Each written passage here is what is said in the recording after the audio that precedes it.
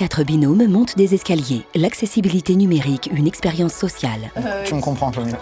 Présenté par Crédit Agricole, groupe infrastructure plateforme. L'accessibilité numérique chez Cagip, on en parle souvent. Mais savons-nous réellement ce que cela représente? Nous avons invité 4 binômes à tester quelques outils du quotidien. Certains sont en situation de handicap, d'autres non. Et nous avons un tout petit peu brouillé les pistes, regardez. Toutes les situations proposées sont fictives. Clara et Julien, challenge 1 daltonisme. L'idée de cette expérience sociale, vous devez valider les budgets de 3 départements. Si vous validez les départements rouges, vous autorisez un dépassement de budget qui est illégal. Ok. C'est à vous. Julien hésite devant les cases rouges et vertes. Bah moi c'est bon normalement. Normalement c'est bon aussi. Mais... Ok, alors on commence par Clara. T'as l'impression d'avoir réussi ta mission? Bah j'arrive bien à distinguer du coup les couleurs, donc les blocs verts je les ai vus directement. Julien, comment ça s'est passé pour toi? Plus mal. Il y a 2 couleurs qui pour moi étaient très proches en fait. C'était juste une question de, en gros j'en vois un plus foncé que l'autre. Donc. Maintenant vous pouvez cliquer sur le bouton version accessible sur le document et découvrir ce que ça pourrait donner. C'est beaucoup mieux. Julien, tu vois directement la différence? Oui, avec les symboles, avec le fait que une autre façon de repérer. Tu me comprends un peu mieux. Les cases ont des motifs différents. Vincent, non-voyant et Nicolas. Challenge 2, déficience visuelle. La première mission qui va être la vôtre, c'est de signer le contrat de leasing à 3,5 millions € du transport de Loire qui est en face de vous. Fin du document. Aucun champ de formulaire. Texte. Le présent contrat est conclu. Vincent.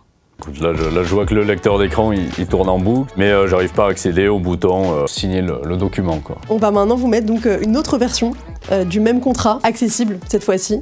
Document SFS. Contrat Transport Loire. Montant 3,5 millions €. Bouton. Signer le contrat avec certificat électronique. Appuyez sur Entrée.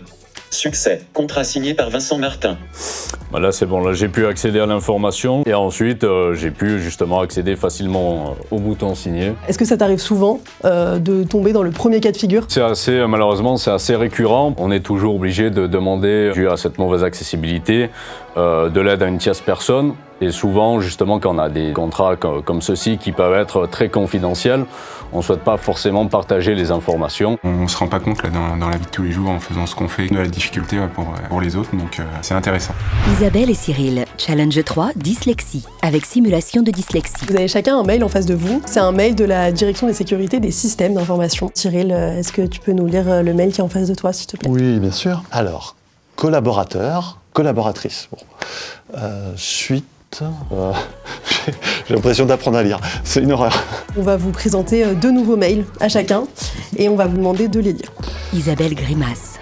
Et voilà, donc j'ai vu votre expression, Isabelle. C'est pas facile à lire, hein. Beaucoup trop d'informations mal structurées, mal ordonnées, qui fait que on ne sait pas ce qu'il y a à faire.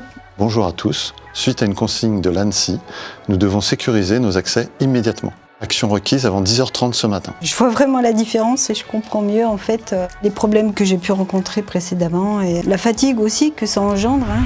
Mélodie et Jean-François, challenge 4, déficience auditive. L'expérience, le but c'est de montrer ce qu'on peut ressentir quand on est une personne malentendante. On va d'abord mettre un son en fond. Je vais vous demander de lancer la vidéo. Mélodie s'exécute, un homme parle au micro. Voilà. Moi je n'ai rien entendu. Absolument rien. J'ai absolument rien entendu. Moi non plus. Vous Jean-François, est-ce que c'est quelque chose qui vous arrive souvent? Très souvent. Le fait de me retrouver dans un environnement bruyant fait que ça me met systématiquement en difficulté. Deuxième partie de l'expérience, on vous repasse donc la vidéo, mais cette fois-ci elle est sous-titrée. J'ai eu la chance siège, bureau, souris, et à la maison.